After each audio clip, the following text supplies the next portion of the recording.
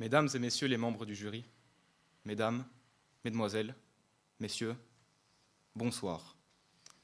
Vous avez sans doute tous été déjà pris d'un énorme coup de flemme alors que vous aviez des choses importantes à faire.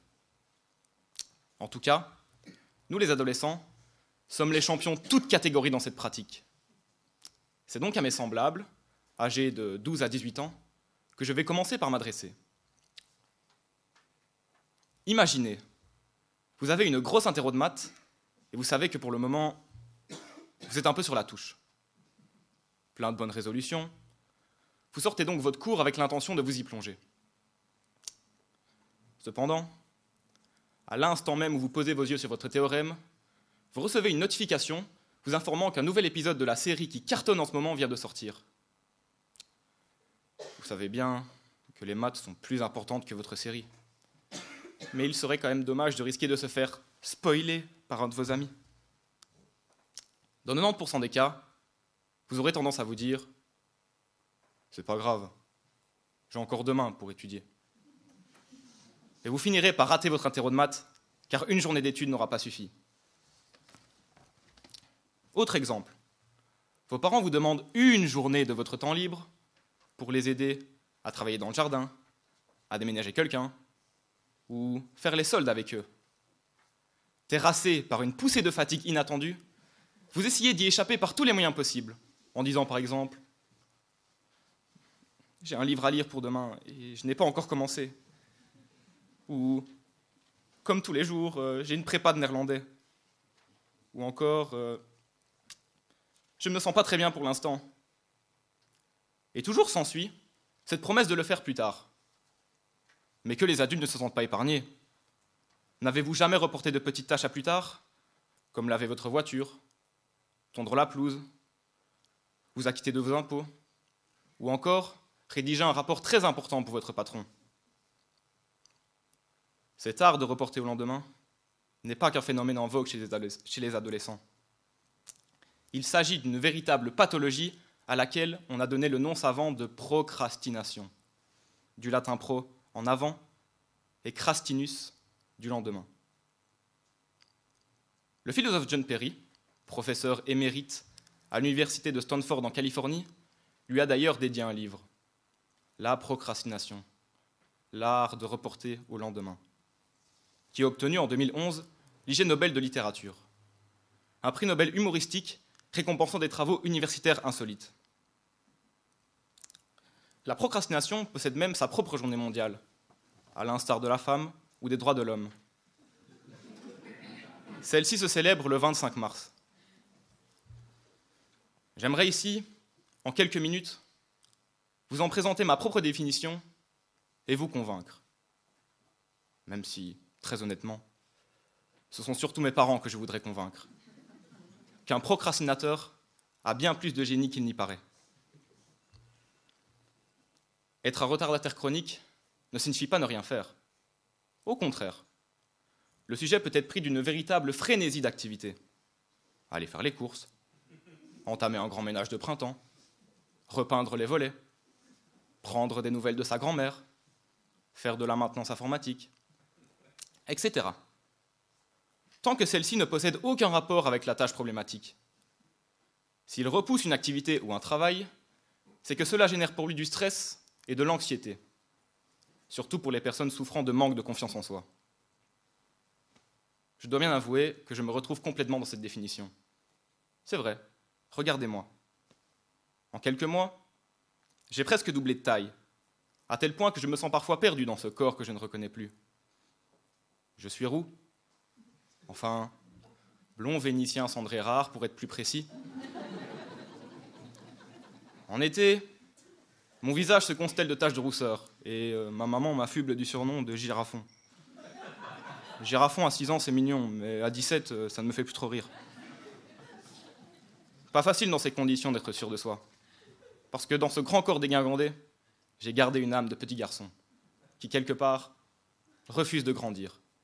Et pour cela, je procrastine. Oui, je reporte au lendemain.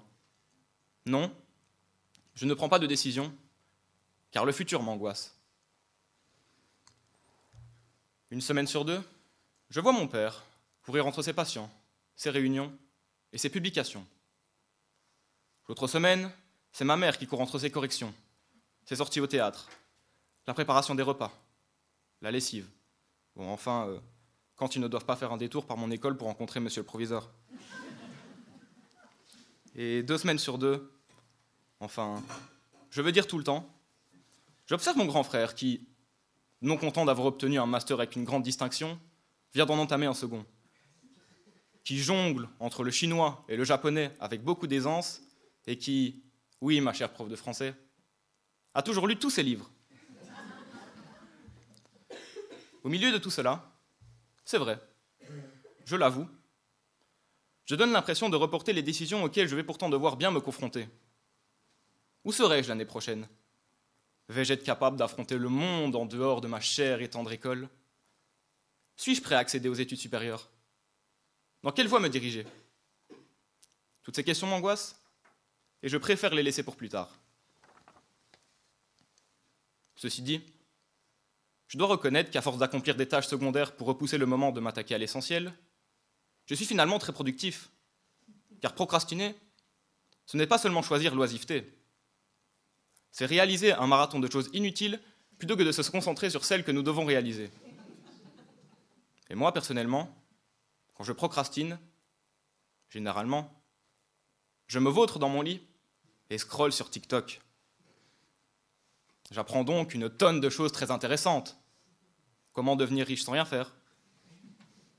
Comment réussir toutes ces interros sans étudier? Ou même, comment draguer toutes les filles par message? Finalement, je crois que le procrastinateur que je suis est en fait un perfectionniste qui s'ignore. J'ai lu d'ailleurs la citation d'un Anglais qui disait « La procrastination n'est pas un problème, c'est LA solution ».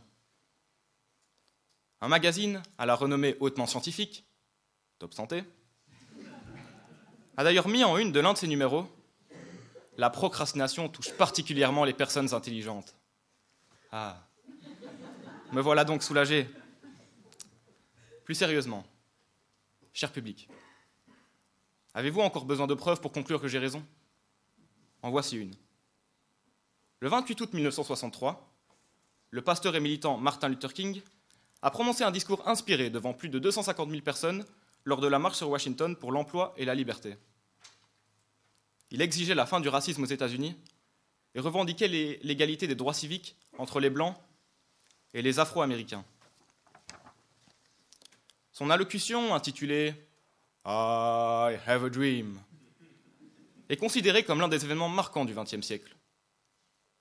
On pourrait penser que, les jours précédents, Martin Luther King avait investi de nombreuses heures de travail pour peaufiner son texte et pratiquer la lecture à voix haute. Eh bien non. Apparemment, lorsqu'il attendait patiemment son tour, il s'affairait à réviser et à modifier la structure de son contenu. Il aurait même affirmé avoir eu l'idée de la fameuse expression « I have a dream » une dizaine de minutes après le début de son discours. N'y voyez-vous pas la preuve que la procrastination peut générer des élans d'inspiration et de créativité? Dans le même esprit, l'immense Mozart, qui, pourtant mort à 35 ans, nous a laissé une quantité d'œuvres impressionnantes, aurait composé l'ouverture de John Giovanni le matin de son avant-première. Enfin, pour convaincre les plus scientifiques d'entre vous, c'est à la négligence d'Alexander Fleming que nous devons la découverte de la pénicilline. En effet, si Fleming était un chercheur remarquable, il était aussi fort négligent. Il remettait au lendemain l'analyse des cultures sur lesquelles il travaillait dans son laboratoire en plein désordre. Ainsi, en rentrant de vacances, il remarqua un jour, autour d'un champignon, une zone où les bactéries ne s'étaient pas développées. Il venait de mettre à jour l'un des plus importants antibiotiques au monde. Vous l'aurez compris, mesdames, mesdemoiselles, messieurs, même les plus grands noms de notre histoire pouvaient être des procrastinateurs. En réalité, lorsqu'on repousse le moment de faire quelque chose, notre cerveau continue de travailler, sans que nous en soyons conscients. Et au moment de réaliser la tâche, nous sommes parfois bien plus productifs que d'autres, qui s'y serait attelé dès réception de la consigne. Et puis, ne perdez pas de vue, cher public, que procrastiner, c'est aussi éviter d'affronter des choses qui nous angoissent ou même qui nous paralysent. Pour nos cerveaux, encore largement préhistoriques, nos objectifs à long terme ont très peu de pertinence et ne déclenchent aucune réaction émotionnelle, alors que nos préoccupations immédiates, comme la réduction du stress ou la recherche de plaisir, rappellent une époque où les écouter était synonyme de survie. Me vient donc l'idée d'une autre citation à méditer. Ne jamais remettre à demain ce que l'on peut remettre à après-demain. Merci de votre attention.